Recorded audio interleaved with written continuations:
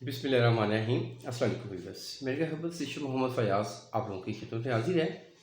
जिन हज़रात को ख़ारिश है, एलर्जी है और रात को बहुत ज़्यादा तकलीफ़ में मुब्तला होते हैं, नींद भी डिस्टर्ब होती है, ऐसे हज़रात को मेरी नसीहत है कि वो पानी का इस्तेमाल ज़्यादा करें। अगर ज़्यादा बैठे रहते हैं तो वॉक लाज़मी करें, कम से कम आधे घंटे की। और उसके साथ ब्लड को गाढ़ा करने वाली चीज़ों का इस्तेमाल छोड़ दें। ब्लड को गाढ़ा रेड मीट करता है, रेड मीट से बिल्कुल इज्तनाब करें, वाइट मीट पे आएँ। और जो गर्म चीज़ें हैं, गर्म कुछ चीज़ें हैं जैसे कि अंडा हो गया और इसके साथ साथ बेसन वगैरह हो गया, या तली हुई चीज़ें होंगी, फ्राई चीज़ें होंगी, उनसे परहेज़ करें। और उसके साथ साथ चराइता, आपको ना चराइता एक बहुत ही अच्छी एक हर्ब है। चराइता आपको हर्बल स्टोर से आसानी से मिल जाएगी।